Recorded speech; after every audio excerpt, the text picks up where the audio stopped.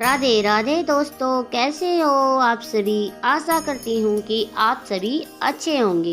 हरे कृष्णा। हिंदू धर्म में एकादशी का व्रत सबसे महत्वपूर्ण होता है और माघ मास के शुक्ल पक्ष की एकादशी को जया एकादशी कहते हैं। यह एकादशी बहुत ही पुण्यदायी है, जिसका पालन करने से व्यक्ति नीच योनि जैसे भूत प्रेत पिशाच की योनियों से मुक्त हो जाता है।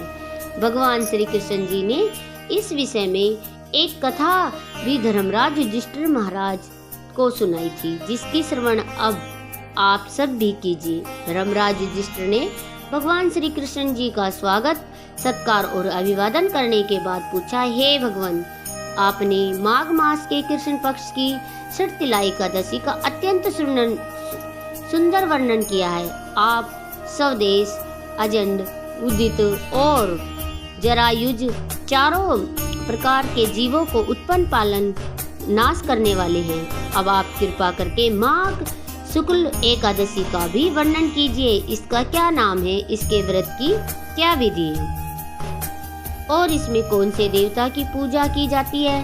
तब श्री कृष्ण जी कहने लगे, राजन, इस एकादशी का नाम जया एकादशी है। इसका व्रत करने से मनुष्य ब्रह्म हत्या आदि पापों से छूटकर मोक्ष को प्राप्त होता है तथा इसके प्रभाव से भूत प्रेत पिशाच आदि योनियों से भी मुक्त हो जाता है।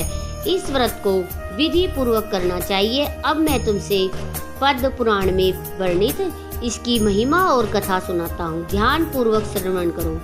देवराज इंद्र स्वर्ग में राज करते थे और अन्य सभी देवगण सुख पूर्वक स्वर्ग में रहा करते थे। एक समय में देवराज इंद्र अपनी इच्छा अनुसार नंदन वन में अप्सराओं के साथ विहार कर रहे थे और गंधर्व गान कर रहे थे।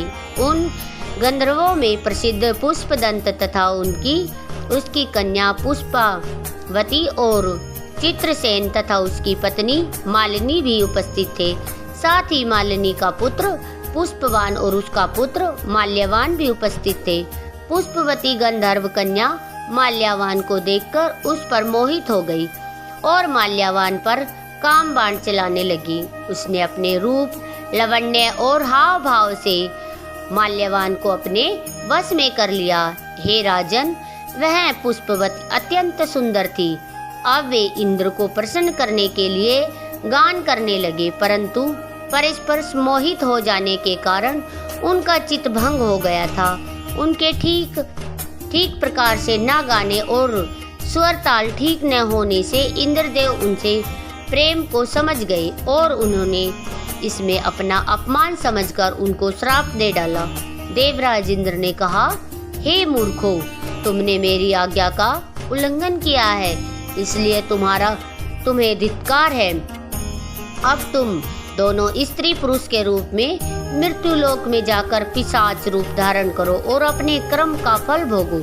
इंद्र का ऐसा श्राप सुनकर वे अत्यंत दुखी हुए और हिमालय पर्वत पर दुख पूर्वक अपना जीवन व्यतीत करने लगे। उन्होंने गंध, रस तथा स्पर्श आदि का भी कुछ भी ज्ञान नहीं था। वह उनको महान दुख मिल रहे थे और उन्हें एक क्षण के लिए भी निद्रा नहीं आती थी।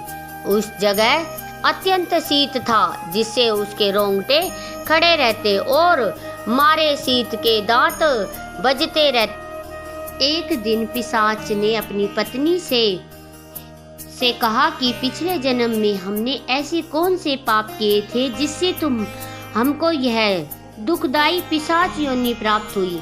इस पिशाच योनि से तो नरक के दुख सहना ही उत्तम है। अंततः हमें अब किसी प्रकार का पाप नहीं करना चाहिए। इस प्रकार विचार करते हुए वे अपने दिन व्यतीत कर रहे थे। तभी देवयोग से माघ मास में शुक्ल पक्ष की जया नामक एकादशी आई। उस दिन उन दोनों ने कुछ भी भोजन नहीं किया, न ही कोई पाप कर्म किया, केवल फल फूल खाकर ही दिन बिताया और सायकाल के समय महान दुख से पीपल के वृक्ष के नीचे बैठ गए। उस समय भगवान सूर्य भगवान अस्त हो रहे थे। उस रात को अत्यंत ठंड थी, जिस कारण वे दोनों शीत के मारे अति दुखी होकर मृतक के समान आपस में चिपकते हुए खड़े रहे।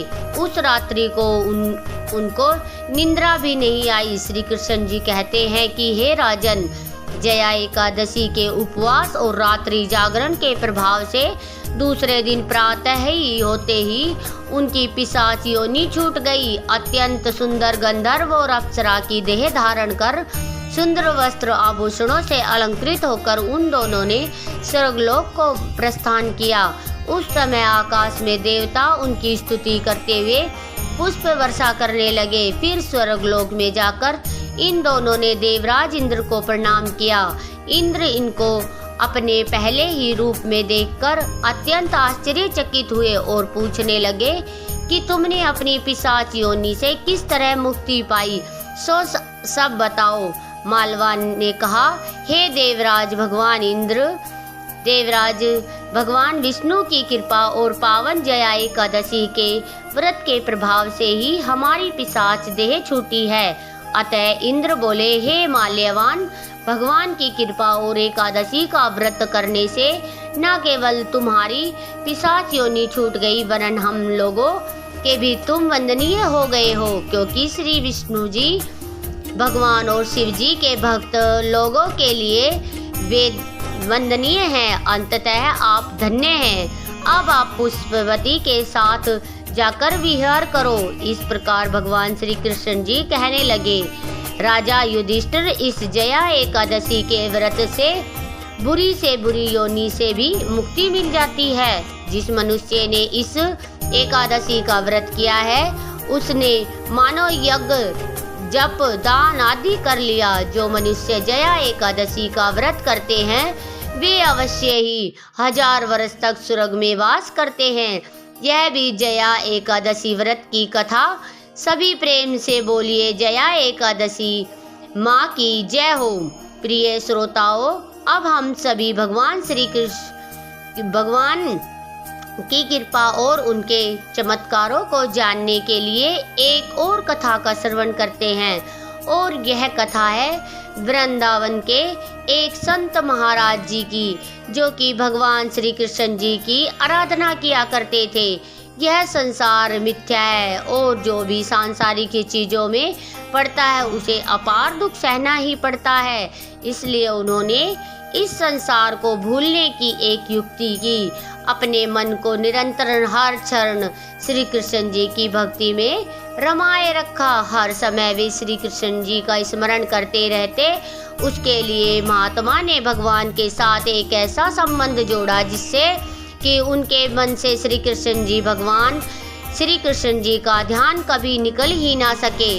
उन्होंने मन ही मन यह कल्पना की कि मैं नंद हूँ और बाल श्री कृष्ण मेरे बालक है। अब तो वे लाल को खूब लाड लड़ाते। यमुना जी स्नान करने जाते तो लाला को साथ ले जाते, भोजन करने बैठते तो लाला को साथ लेकर बैठते और ऐसी भावना करते ही कन्हैया मेरी गोद में बैठे हैं, कन्हैया मेरी दाढ़ी खींच रहे हैं। श्री कृष्ण जी को पुत्र मानकर आनंद लेते। जो हरकतें जो वे कर शरारते एक नन्हा बालक करता है, वो सब उन सभी शरारतों को मानसिक कल्पना किया करते, जिससे उन्हें खूब आनंद प्राप्त होता। और इस तरह श्री कृष्ण के ऊपर उनका वात्सल्य भाव था। संत महाराज जी श्री कृष्ण जी की मानसिक सेवा किया करते थे। संपूर्ण दिवस पूरा दिन मन को श्री कृष्ण लला में ही तन्मय रखते। सुबह से शाम तक उनकी श्री कृष्ण भगवान के साथ लीलाएं होती।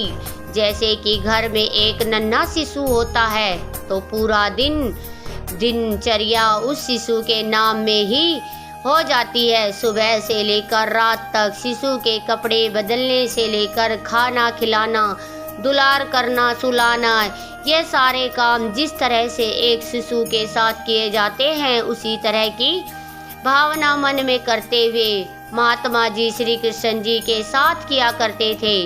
अब जिसके घर में छोटा शिशु हो उसे कुछ समय तक, जब तक वह बालक बड़ा नहीं हो जाता तब तक बाहरी दुनिया में क्या हो रहा है इसकी जरा सुध बुध कम ही रहती। तो ऐसे ही वह संत महात्मा थे।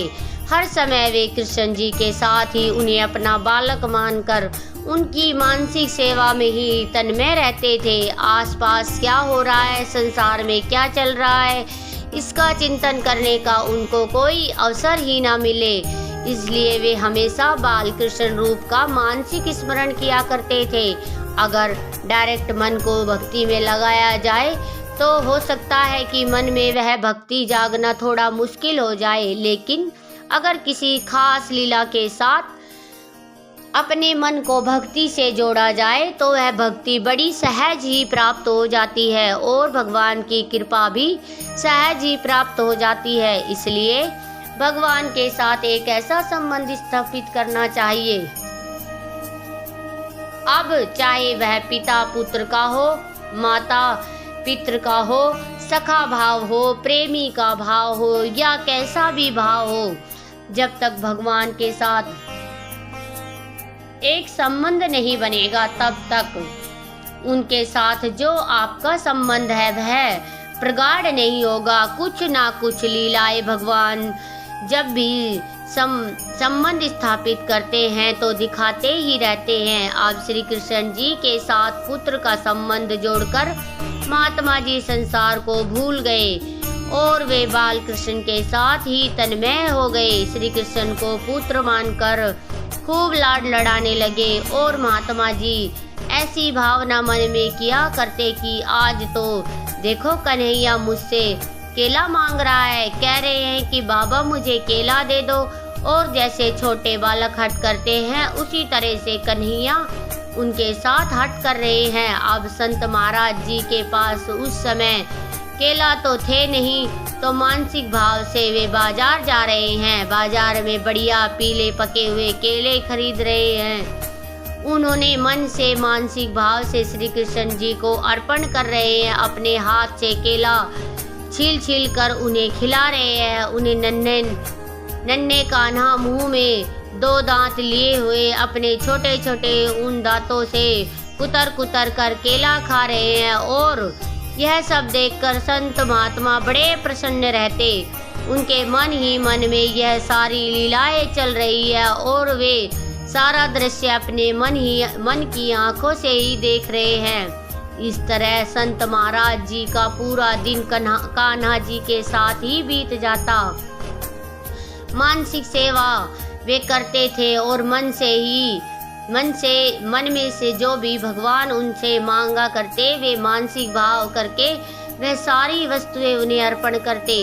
कन्हैया तो बहुत भोले हैं, प्रत्यक्ष रूप से दी गई चीजों को तो वे स्वीकार करते ही है, और अगर मानसिक रूप से उन्हें सेवा की जाए और मानसिक रूप से कोई वस्तु उन्हें अर्पण की जाए तो फिर तो कहने की ही क्या है, वे तो शीघ्र ही स्वीकार कर लेते हैं। अब महात्मा जी कभी अपने शिष्य से कहते कि इस शरीर को गंगा स्नान तो कभी हुआ नहीं, वही मुझे एक बार करना है। उनकी इस इच्छा को जानकर शिष्य कहते कि महाराज जी काशी पधारिए।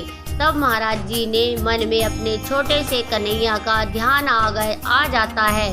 जैसे ही वे घर छोड़कर स्नान के लिए जाने का सोचते तभी उनके मन मंदिर में विराजित श्री कृष्ण कन्हैया कहने लगते, बाबा मैं तो तुम्हारा छोटा सा बालक हूँ ना, मुझे छोड़कर काशी नहीं जाना। इस तरह महात्मा सेवा में तन्मय रहते। मन ही मन वे उससे बातें करते, उन्हें समझाते, ना लला ऐसे अकेले थोड़ी ना जाऊंगा छोड़कर। तब उनको ऐसा लगता था कि जैसे मेरा लला जाने की मनाही कर रहा है। मेरा कान्हा तो अभी बहुत छोटा है और मैं अपने नन्हे से कान्हा को घर पर अकेला छोड़कर यात्रा करने भले कैसे चला जाऊं। मुझे लाला को छोड़कर नहीं जाना। ना होता स्नान तो ना सही, स्नान हो तो ना सही। महात्मा जी धीरे धीरे समय बीतने पर बहुत बूढ़े हो गए। अब संत महात्मा जी का शरीर तो वृद्ध हुआ, परंतु उनका कान्हा तो अभी एक छोटा ही रहा। वह तो बड़ा हुआ ही नहीं। उनका प्रभु में बाल भाव ही स्थिर रहा। वे जो श्री कृष्ण जी की मानसिक सेवा करते थे, उनकी नजरों में उनका कन्हैया उतने ही साल का, उतने ही छोटा था जितना वह पहले दिन से उनकी सेवा में तल्लीन हुए थे। अब एक दिन इसी तरह से लला की मानसिक सेवा करते करते, चिंतन करते करते, उनका स्मरण करते करते संत महाराज जी की मृत्यु को प्राप्त हो गए। शिष्य कीर्तन करते करते महात्मा जी को शमशान ले जा रहे थे। अब अग्नि संस्कार की तैयारी हुई। इतने में ही एक 7 वर्ष का अत्यंत सुंदर बालक कंधे पर गंगा जल का घड़ा लेकर वहां आ गया और उसने उन शिष्यों से कहा, यह मेरे पिता है और मैं इनका मानस पुत्र हूँ। पुत्र के तौर पर अग्नि संस्कार करने का अधिकार तो मेरा है और मैं ही इनका अग्नि संस्कार करूँगा। पिता की अंतिम इच्छा पूरी करना तो पुत्र का धर्म होता है और मेरे पिता की गंगा स्नान करने की बड़ी इच्छा थी, परंतु मेरे कारण यह गंगा स्नान करने नहीं जा सकते थे, इसलिए आज मैं इनके लिए यह गंगा जल लेकर आया हूँ। पुत्र जिस प्रकार पिता की सेवा करता है, उसी प्रकार बालक ने संत महाराज जी की सबको गंगा से स्नान कराया। संत महाराज जी के मस्तक पर तिलक लगाया, पुष्प की माला पहनाई और अंतिम विदाई करके अग्नि संस्कार किया। सारे लोग यह देखते ही रह गए। अनेक साधु महात्मा थे, परंतु किसी की भी बीच में बोलने की कोई हिम्मत नहीं हुई। अग्नि संस्कार हुआ और इधर उस बालक एकदम अंतर ध्यान हो गया। उसके बाद लोगों को ध्यान हुआ कि महात्मा जी का तो कोई पुत्र ही नहीं था ही नहीं। संत महाराज जी की मानसिक सेवा के बारे में शिष्य जानते थे। यह भी जानते थे कि महात्मा जी श्री कृष्ण जी के प्रति अपना पुत्र भाव रखते थे। वे उन्हें अपना पुत्र मानते थे, तो उनका वात्सल्य भाव था। और हो ना हो वही बालक आज 7 वर्ष के बालक के रूप में महात्मा जी के पुत्र के रूप में आए थे। महात्मा की भावना थी कि श्री कृष्ण मेरा पुत्र है। परमात्मा ने उनकी भावना पूरी की, क्योंकि वे अंतिम समय में गंगा स्नान करना चाहते थे, लेकिन अपने छोटे से लाला को मन के मंदिर में अपने घर पर अकेला कैसे छोड़कर जाऊं। और तब उनकी यह इच्छा अधूरी ही रह गई थी, जिसे उनके मृत्यु के पश्चात बाल श्री कृष्ण ने आकर स्वयं पूरी की। इसलिए भगवान के साथ भक्त जैसा संबंध जोड़ लेते हैं, भगवान उस संबंध को फिर वैसे ही निभाते हैं। फिर चाहे वो संबंध कैसा भी क्यों ना हो, लेकिन संबंध तभी निभता है जब दोनों ही तरफ से पूर्ण समर्पण हो। जब भक्त अपने मन में, चाहे वह मानसिक सेवा कर रहा हो या प्रत्यक्ष रूप से पूजा आराधना कर रहा हो, अगर उसकी भगवान के प्रति सच्ची निष्ठा है, भक्ति सच्ची है, तो भगवान अपने उस भक्त की लाज हमेशा रखते हैं और अपने उस संबंध को हर हाल में चाहे कैसा भी हो अवश्य निभाते हैं। प्रिय श्रोताओं, अब सुनिए हरि वल्लभा तुलसी माता की कथा। एक बार किसी गांव में किसान रहता था। वह हर दिन मंदिर जाता और तुलसी माता की पूजा किया करता था। वह तुलसी माता से रोज प्रार्थना करता कि हे तुलसी माता मेरे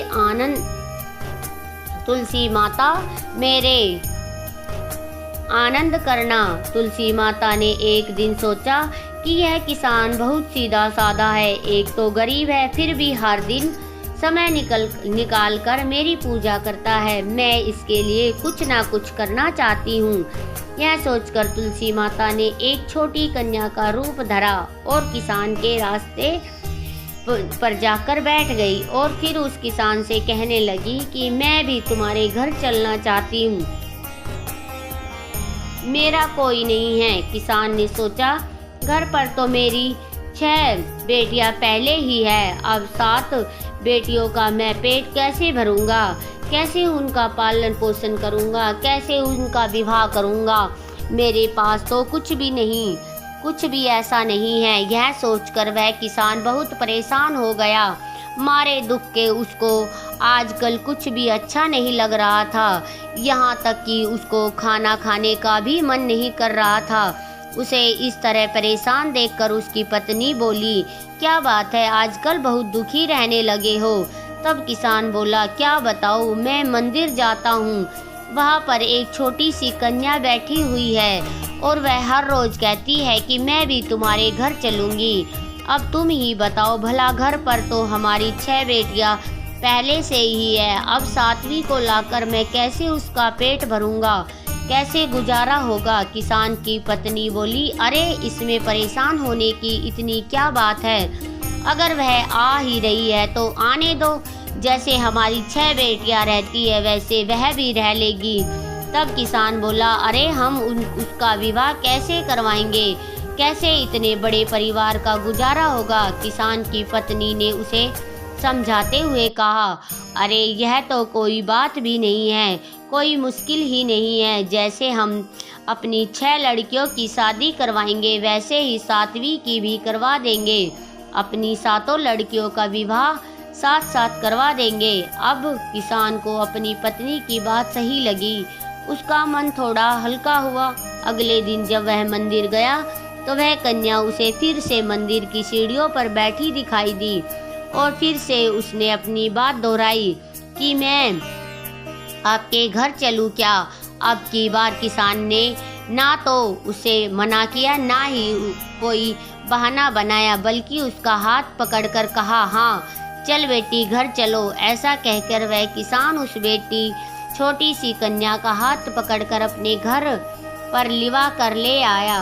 अब जब वह घर आया तो तुलसी माता जो कन्या के रूप में उस किसान के घर पर आई थी, उसका तो पैर किसान के घर पड़ते ही किसान के तो मानो आनंद ही आनंद छा गया। उसके घर में खुशियाँ ही खुशियाँ भर गई और उसकी सारी गरीबी भी दूर हो गई। अब किसान के घर में किसी बात का कोई अभाव नहीं था। धीरे धीरे समय बीता और किसान की वह सभी कन्याएं अब विवाह के लायक हो गई। जब वह किसान अपनी बेटियों की शादी के लिए वर ढूंढने के लिए जाने लगा तो सबसे छोटी कन्या ने कहा, पिताजी मेरे लिए तो शालिग्राम जी के मंदिर में जाकर शालिग्राम जी को ही लेकर आना और उनसे कहना कि वह बारात लेकर आए मुझसे विवाह करने के लिए, और पिताजी मेरी बाकी 6 बहनों के लिए आप अपनी इच्छा से वर ढूंढ लेना। किसान ने ऐसा ही किया और तुलसी महारानी की कृपा से उसके तो सारे जेवर, कपड़ा, खाना सब तैयार हो गया और खूब धूमधाम से उसका विवाह हो गया और उस किसान के घर पर तुलसी माता की कृपा हो गई। हे तुलसी माता, जैसे आपने उस किसान के घर पर कृपा की है वैसे ही सब पर करना और वैसे ही आनंद और खुशियाँ सबको देना।